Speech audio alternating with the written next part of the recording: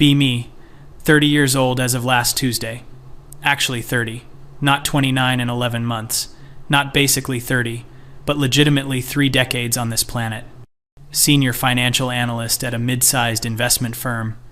Spent the last 8 years building a career that actually matters. Pulled myself through state school, CPA certification, climbed the ladder without compromising my principles. Every performance review mentions my analytical rigor and unwillingness to accept substandard work. Translate: I don't smile when men tell stupid jokes in meetings. Translate: I don't pretend their ideas are brilliant when they're obviously half-baked. Translate: I got here on merit, and everyone fucking knows it. Sitting at my desk this morning, same desk I've had for 3 years since the promotion, there's a coffee ring on my mouse pad that's been there so long it's practically a design feature. Checking my morning routine, emails, market reports, the group chat where my college friends and I discuss everything from tax policy to the latest Supreme Court oral arguments. Someone posted an article about workplace dress codes. Of course I have thoughts. Spend 10 minutes typing out a response about how professional standards are inherently gendered, how women are expected to perform femininity to be taken seriously, but then punished for the attention that performance attracts. Hit send, feel that familiar satisfaction of having articulated something important. This is what I do, this is who I am. I'm the one who points out the inconsistencies, the structural problems, the ways systems perpetuate themselves. Been doing this since sophomore year of college, when something just clicked during a political theory seminar. Realized that so much of what I'd accepted as natural was actually constructed, designed, maintained. Spent my 20s learning to see the patterns everywhere. The way professors called on male students first. The way my early bosses introduced me as our girl in the department. The way men in bars would interrupt my conversations, insert themselves into my space, act like my attention was something they'd already purchased just by existing near me. Learned to name it, confront it, refuse it. Became the person my friends called when they needed language for something they'd felt but couldn't express. Built an entire identity around seeing clearly, refusing bullshit, standing firm. Now it's 9:47 a.m. and I need my second coffee. There's a place 2 blocks from the office. One of those spots that's trying too hard with the Edison bulbs and reclaimed wood. But their espresso is legitimately good and the pastries aren't the usual corporate cafeteria garbage. I go there most days, have for the past year. Grab my wallet, head down. It's late April, finally warm enough that I'm not layering like I'm preparing for Arctic exploration. Wearing what I wear. Tailored pants, silk, shell, blazer that actually fits because I spent the money to have it altered. I dress for competence, not attention, but I'm not going to pretend I don't know what I look like. Personal trainer twice a week, yoga on Saturdays, skincare routine that costs more than I'd ever admit to my mother. I maintain myself because I choose to, because I deserve to inhabit a body that feels strong and healthy, not for anyone else, not for validation, for me. Walk into the coffee shop, usual morning crowd. Business people on laptops, students with textbooks, the neighborhood regulars who apparently have no jobs but can afford $4 cortados. Get in line behind a guy in a suit that probably cost more than my monthly rent. He's doing the thing where he's on his phone but keeps glancing around.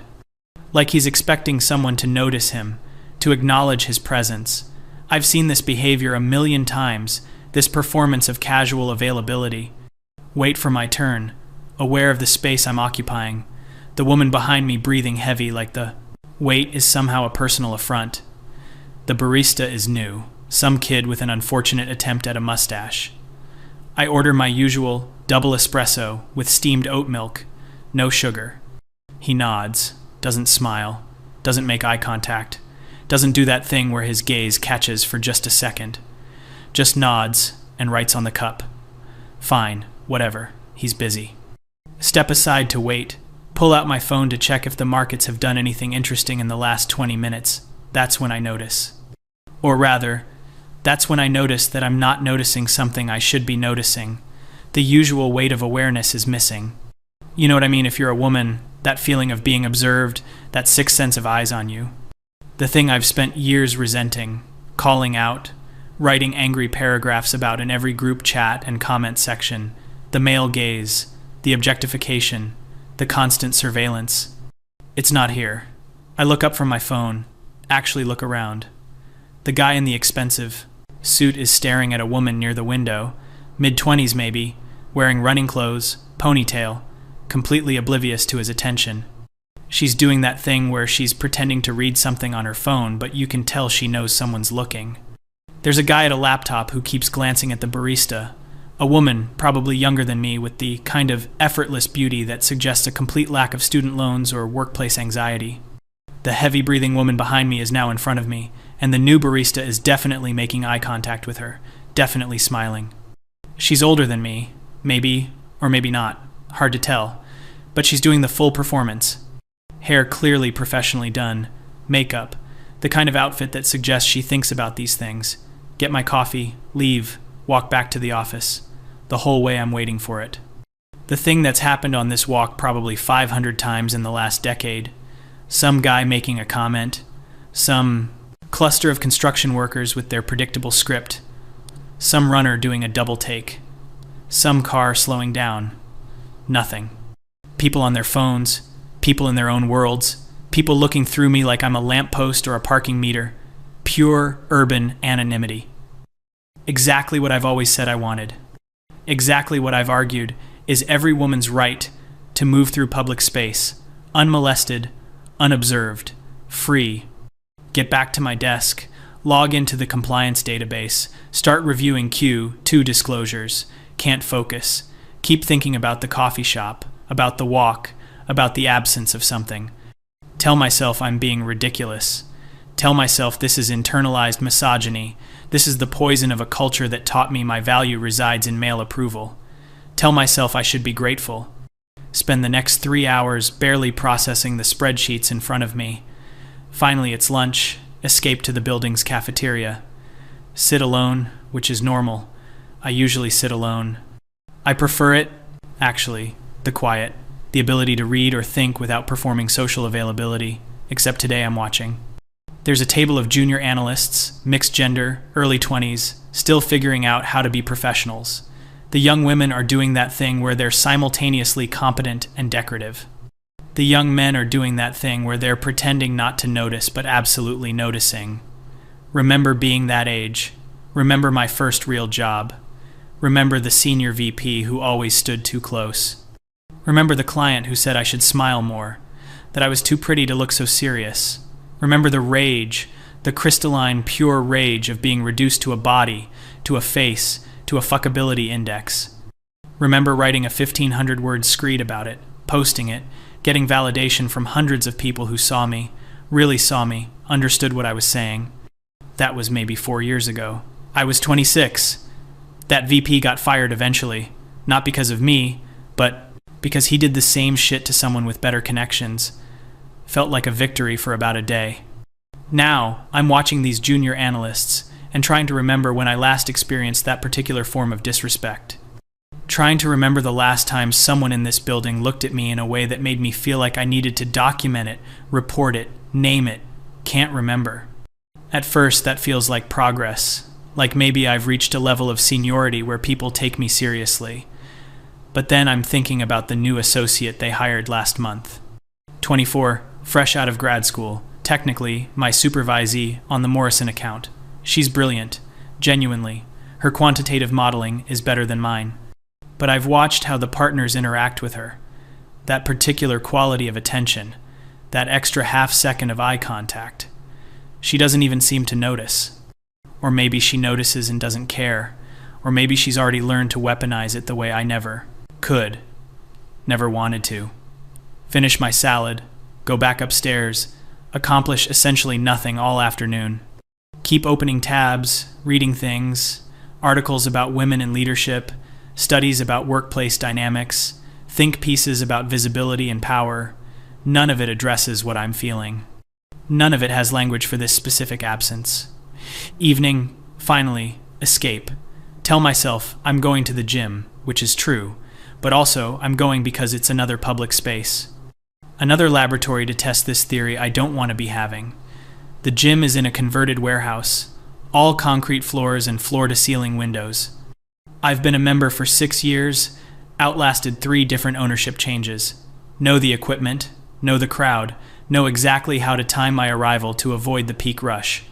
Change into my workout clothes, the expensive technical fabrics that supposedly wick moisture and provide compression. Definitely not the oversized t-shirt and ancient shorts I wore in my early 20s. I learned to dress for the gym the same way I learned to dress for the office. Project competence, discourage commentary, start my usual routine, treadmill for 20 minutes to warm up. Position myself where I always do, middle of the row, good vantage point. Used to hate this part, used to feel so exposed. Every run in my 20s felt like a performance. Like the men in the weight section were rating me, scoring me. Got catcalled on a treadmill once. Can you believe that? Guy actually walked over mid-set to tell me I had good form. Complained to management, wrote about it online, got sympathy and solidarity. That was 3 years ago. Now I'm running, watching the mirrors, watching the room. There's a woman on the treadmill 3 down from me. Can't be older than 25. Wearing virtually nothing. Sports bra and tiny shorts. Body fat percentage that suggests she either has incredible genetics or a concerning relationship with food. She's not even pretty in a bill. Conventional way, but she's young, and that's its own form of beauty apparently. Watch as guy after guy finds a reason to be in her orbit. Adjusting weights nearby, taking the long route to the water fountain, just existing in her peripheral vision. She has her earbuds in, completely focused on her workout or pretending to be. I wonder if she knows. I wonder if she'll remember this feeling in 5 years when it starts to fade. Finish the treadmill, move to the weight section, do my programmed lifts. I'm strong, actually strong. Can deadlift more than most of the casual gym bros. Used to get comments about that too. The surprise that I could lift heavy. As if physical strength was surprising in a woman. As if I was doing it for show rather than because I wanted to be capable. Today, nothing. I could be lifting the entire rack and I don't think anyone would notice. Finish my workout, shower, change back into my work clothes. It's 7:30 p.m., still light out because of daylight. Savings.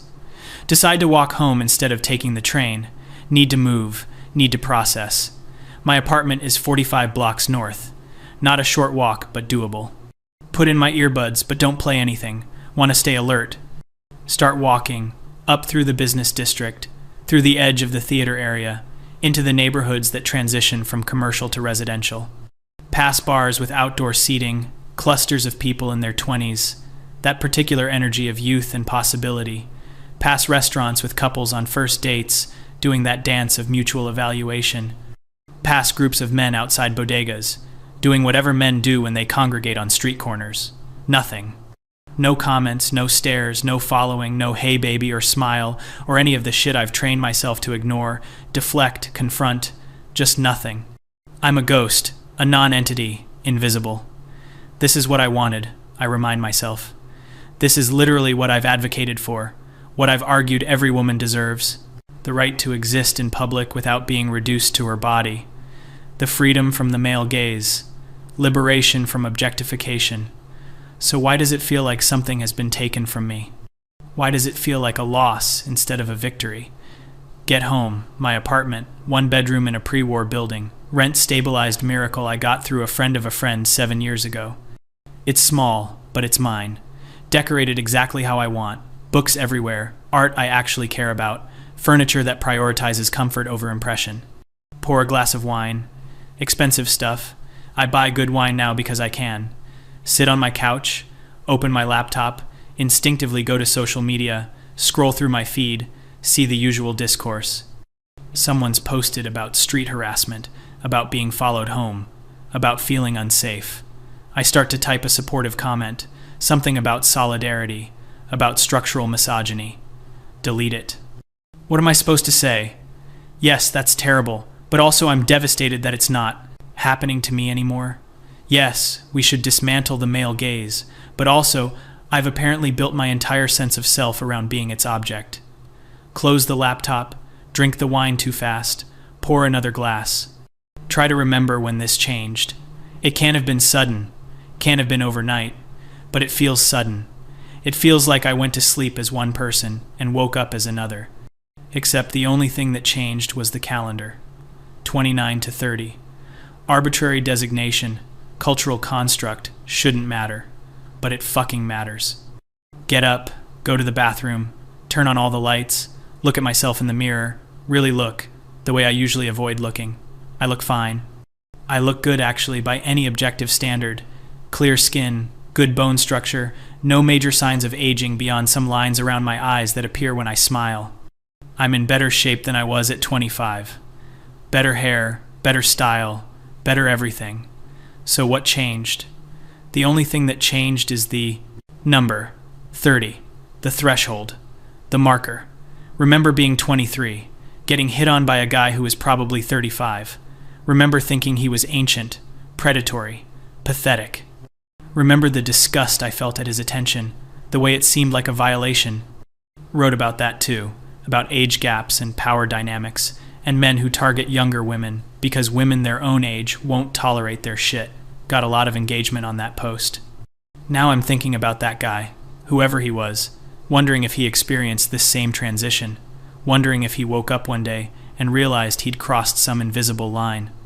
Go back to the couch, pick up my phone, open the dating app I haven't looked at in 6 months. Last time I checked it, I was disgusted by the quality of matches, the obvious lies in profiles, the aggressive mediocrity of men who thought they deserved access to my time. Deleted my account in a fit of principled frustration. Now I'm creating a new one. Upload photos, recent ones, good ones, where I look confident and successful and attractive. Write a bio that's witty and intelligent and doesn't pander. Set my preferences. Age range 30 to 40, education level, location, all the filters. Submit. Wait for the algorithm to do its thing. 10 minutes later, I have matches. Start swiping. Start looking at the men who supposedly find me compatible. They're fine, mostly, in that completely unremarkable way. Divorced guys with kids. Never married guys who seem stunned they're not married. Obvious Peter Pans who set their age range to 22 to 35, and I'm barely scraping in. Start messaging with one, a lawyer, seems normal enough. Small talk, professional chat, the usual interview process. He asks what I do for fun. I tell him about my work, about the satisfaction of solving complex financial puzzles. He stops responding. Try another, an architect, good photos, claims to love reading. We talk about books for a while, actually interesting. Conversation. He asks if I want to meet for drinks. I say yes, suggest a place, a wine bar I like in my neighborhood. He suggests somewhere in his neighborhood instead. Way downtown, says it's more fun. I recognize the place. It's where 25-year-olds go to get drunk and make mistakes. I say I'd prefer somewhere closer to me. He says maybe another time, and unmatches. Spend the next hour going through this same cycle. Match, message, small talk, some form of rejection. Either they lose interest or I lose interest, or we're just completely misaligned on what we want. Wonder if this is just how dating apps work now. Wonder if this is just how dating works at 30. Wonder if I missed some crucial window and didn't even know it. Close the app, finish the wine, consider opening another bottle. Don't, because I have work tomorrow, and I'm not going to spiral that hard. Instead, I do what I always do when I'm feeling destabilized. I research, start reading studies about attractiveness and age. Find the data I already knew existed, the charts showing how men rate women, the peak at 23, the steady decline, the precipitous drop after 30. Find the inverse charts for women rating men, how it peaks later, stays steadier. Read think pieces about evolutionary psychology, about fertility signals, about biological imperatives. Read rebuttals about cultural construction, about media representation, about the patriarchal devaluation of older women. I've read all this before. I know all this already. But before it was academic, theoretical, something to be angry about in the abstract. Now it's personal. Now it's my life. Now I'm the data point. Try to sleep, can't sleep, lie in bed thinking about every interaction I've had in the last week, the meeting where the partner addressed most of his questions to my younger colleague. The happy hour I skipped because no one seemed particularly invested in whether I attended. The elevator ride where the guy didn't do that thing where he holds the door, just let it close. Telling myself I'm imagining patterns, seeing what I want to see. Telling myself this is confirmation bias, that I've decided something is true, and now I'm finding evidence everywhere. but the evidence is everywhere. Finally fall asleep sometime after 2, wake up exhausted when my alarm goes off at 6. Friday morning, end of the week, supposed to be a good thing. Shower, dress, the usual routine, except I'm looking at my clothes differently. Usually I pick based on what meetings I have, what impression I need to project. Today I'm thinking about something else. Pull out a dress I haven't worn in over a year, bought it on a whim, too tight, too young, kept it anyway for some reason. Put it on, look in the mirror. It fits, still fits. I haven't gained weight, but it looks wrong. Looks like I'm trying too hard, like I don't know who I am. Take it off, put on my usual uniform, feel like I'm putting on armor, or maybe a disguise, or maybe an invisibility cloak. Coffee shop again, different barista, same lack of interaction. Office again, same desk, same work, same crushing inability to focus. Spend the morning refreshing the same spreadsheet, accomplishing nothing. My colleague, the 24-year-old, stops by my desk around 10. Asks if I can review her modeling for the Peterson account. I say, of course, tell her to send it over. She hovers for a moment, then asks if I'm okay. I say I'm fine, just tired, didn't sleep well. She nods sympathetically, says she totally gets it. She's been so stressed about the CPA exam. The CPA exam I took 7 years ago. She's stressed about becoming what I already am. And in her stress, she still has that quality, that glow, or whatever it is. That thing that makes people want to help her, accommodate her, make space for her, tell her the modeling looks good, just needs some minor adjustments on the risk calculations. She thanks me, calls me a lifesaver, leaves, sit there wondering when I became the kind of person who gets called a lifesaver for doing my basic job, wondering when I became useful instead of interesting. Lunch. I skip it, not hungry. Spend the time walking around the neighborhood, observing. There's a construction site where there's always been a construction site, different building, same workers. Used to cross the street to avoid walking past. Used to time my route to minimize exposure. Today I walk right past, earbuds out, head up. Nothing. They're eating sandwiches, talking among themselves, completely indifferent to my existence. Feel a weird surge of anger about it. Want to stop, want to confront them, want to demand why they're not harassing me, realize how insane that sounds. Keep walking. Pass a bar with outdoor seating, Friday lunch crowd, people drinking too early. There's a group of men in finance bro uniforms, rolled sleeves, loud voices. They're watching women walk by, commenting to each other, that thing they do. I slow down, actually slow down, make myself available for their attention. They don't even pause their conversation. Their eyes track a woman behind me, someone younger, someone who exists in their field of vision. I'm not even a blip. Get back to the office, lock myself in a bathroom stall, try not to cry. This is ridiculous, I tell myself. This is exactly the brainwashing I've spent years fighting. This is internalized misogyny in its purest form. I should be grateful. I should be celebrating. I should be free. But I don't feel free. I feel erased. Compose myself. Go back to my desk. Actually try to work. Manage to accomplish maybe 2 hours of actual productivity before the day ends. Friday evening, my friends want to get drinks. The group from college, the ones I actually like, the ones who share my politics and my frustrations. We're meeting at a place in Brooklyn, somewhere none of us would have been caught dead in 5 years ago, but now it's been gentrified into acceptability. Take the train, arrive early, order a drink at the bar while I wait. The bartender is efficient, professional, makes my drink without commentary. I'm standing at the bar, holding my glass, watching the door for my friends. Guy next to me orders a beer, starts chatting with the bartender about sports. Doesn't acknowledge me. Doesn't seem to register that I'm a person who exists in space. My friends arrive. 3 of them. We claim a table in the back. Sarah, who's in marketing. Jessica, who's a physical therapist. Amanda, who does something in tech I've never fully understood. We're all around the same age, give or take a year.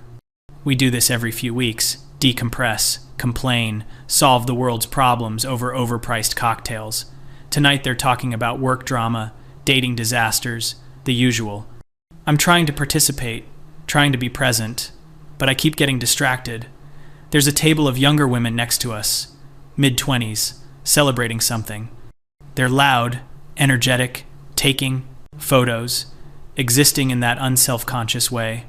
Men keep approaching their table, offering to buy drinks, asking to join them, shooting their shots.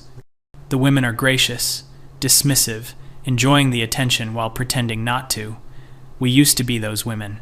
We used to be the ones getting approached, the ones with the power of refusal. Now we're the table men walk past to get to the better option. Sarah is talking about a guy she matched with who turned out to be married. Jessica is complaining about her boss, who keeps undermining her in meetings. Amanda is describing some product launch disaster. They ask me how I'm doing. I say fine, work is busy, the usual. Don't mention the coffee shop or the construction site or the bar. Don't mention that I've spent the last week having an existential crisis about my visibility. Don't mention that I'm sitting here watching younger women receive the attention I claimed I never wanted. Because how do I say that without sounding like I've betrayed everything I claim to believe? How do I admit that I miss being objectified? That I miss being reduced to my body? That I miss the thing I built my entire political identity around rejecting? Can't, so I don't. We drink, we talk, we pay the check, and split it exactly evenly. Hug, goodbye, promise to do this again soon, head home separately. On the train, I'm scrolling through social media again to see a post from an acquaintance, someone I knew in college but not well. She's 28, getting married, posting photos of her ring, her fiancé, her perfect life, comments full of congratulations, celebration, joy. Feel a spike of something ugly. Not jealousy exactly. I don't even want to be married. But something about the timeline, the progression, the way she's hit the markers at the right time. Remember being 28, 2 years ago. Remember thinking I had infinite time, infinite options. Remember feeling like I was exactly where I was supposed to be. Now I'm 30, and I feel like I missed a deadline I didn't know existed. Get home, pour wine, sit on my couch, open my laptop, start writing. Not a post, not for public consumption, just writing to process. Write about the coffee shop, the construction site, the bar. Write about the attention I spent my 20s resenting. Write about the absence I'm spending my 30s mourning. Write about the hypocrisy, the contradiction, the complete mindfuck of it all. Write for an hour, 2 hours, until I've filled pages with this circular logic. Read it back. Recognize that I sound completely unhinged. Also recognize that I'm being more honest than I've been in years. The thing I can't escape, I built my identity around being seen. Not just seen, but seen clearly. Seen as I wanted to be seen. Spent years insisting that I wanted to be valued for my mind, my work, my contributions. But I wanted that recognition while still being acknowledged as a woman, as a body, as desirable.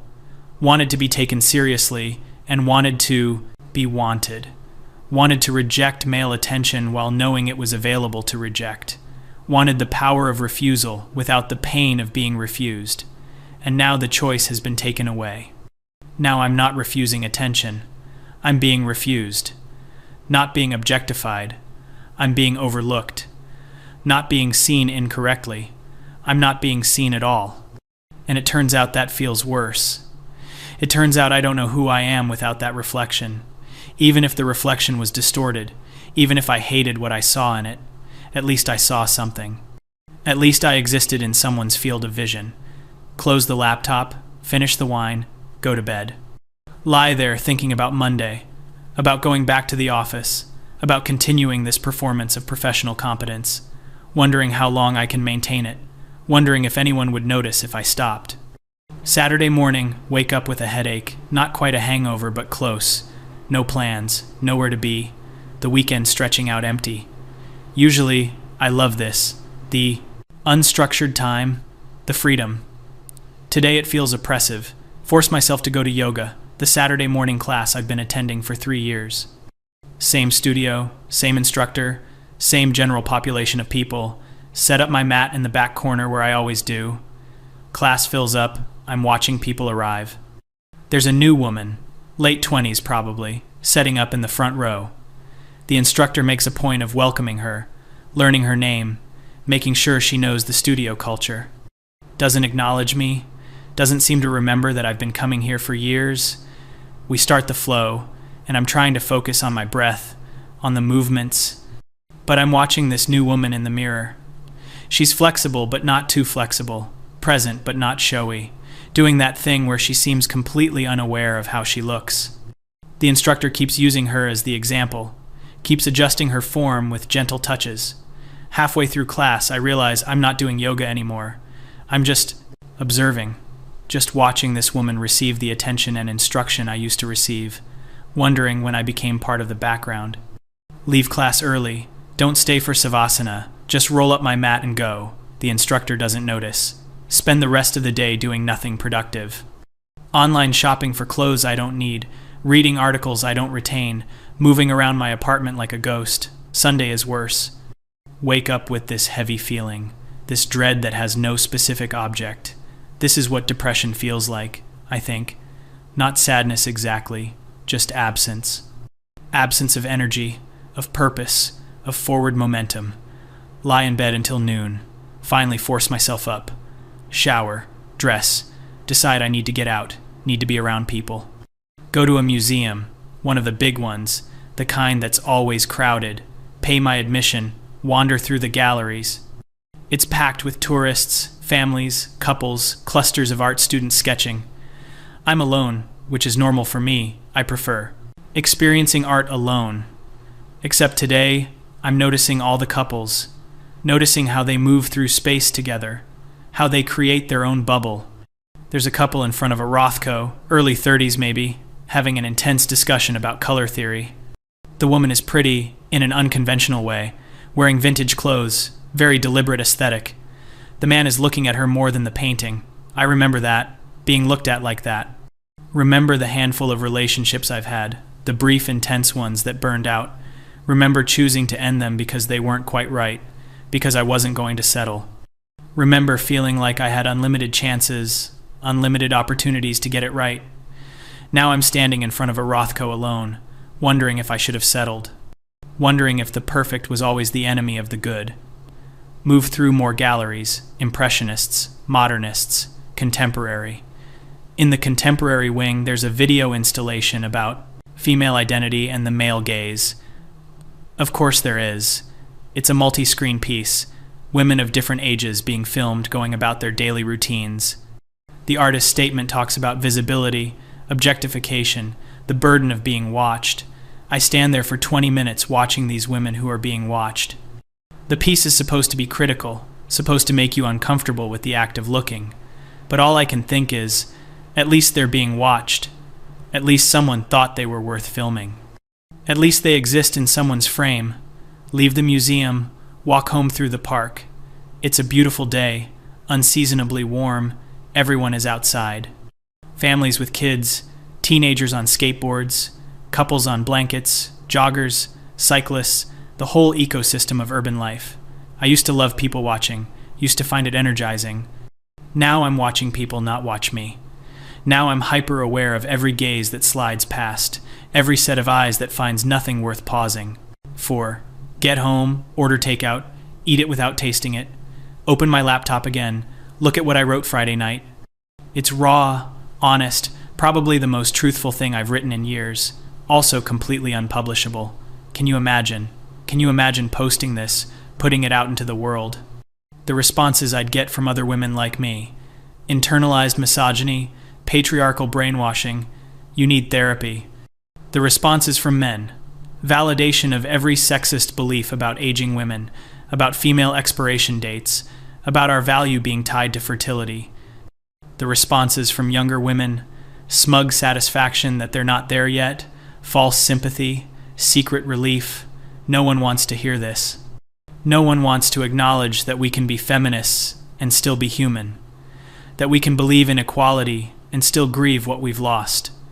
That we can know something is wrong and still want it. Close the laptop again. Don't delete it. Just close it. Monday morning, back to work, back to the routine. Except something has shifted, some internal calibration. Walk into the office, and I realize I'm moving differently. Not consciously, not deliberately, but differently. Taking up less space, making less noise, fading into the background, get to my desk, See an email from my boss. He wants to meet this afternoon, discuss my role on some upcoming projects. Normal enough, happens periodically, but there's something in the tone, something perfunctory. The meeting is at 3. I spend the day preparing without knowing what I'm preparing for. 3 o'clock. Go to his office. He's cordial, professional. Talks about the firm's direction, about restructuring, about efficiency. Says they're moving me off the Morrison account, giving it to my younger colleague. Says my expertise would be better utilized in a senior advisory capacity. Translate. They're sidelining me. Translate. They're making room for someone younger, cheaper, more appealing to clients. Translate. I'm becoming obsolete. I should argue, should advocate for myself, should point out my track record, but I just nod, say I understand, ask about the transition timeline. He seems relieved that I'm not fighting it. We shake hands. I leave, go back to my desk, sit there for the rest of the day, not working, not thinking, just sitting. 5:30. People start leaving. The office empties out. I stay until 7, until I'm one of the last people here. Finally pack up, head out, take the train home. On the train, I'm surrounded by the Monday evening crowd. Everyone exhausted, everyone in their own world. There's a guy across from me, probably my age, maybe a little older. He's reading a book, something literary, the kind of thing I would have used as an opening to start a conversation 5 years ago. Now I just watch him, not watching me. Watch him be completely absorbed in his book, in his thoughts, in anything but the woman sitting across from him. Get home. Don't pour wine. Don't open my laptop. Don't do anything. Just sit on my couch in the dark, letting time pass. My phone buzzes. It's the group chat. Amanda posted something about an article she read, asking if we saw it. It's about workplace discrimination against women over 30. The irony is so thick I almost laugh. They're all chiming in with outrage, with solidarity, with calls to action. I type out a response, something supportive, something appropriate, hit send, put my phone down, sit there thinking about what I want to say but can't. Want to say, yes, it's discrimination, but also it's reality. Want to say, yes, we should fight it, but also I'm so fucking tired.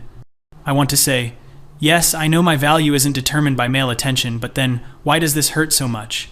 I want to say, I spent my 20s building armor against objectification, and now that armor is all I am. Want to say, I don't know who I am without being perceived. Want to say, I'm scared, but I don't say any of that. Just sit in the dark, alone, invisible, free, exactly like I always said I wanted to be.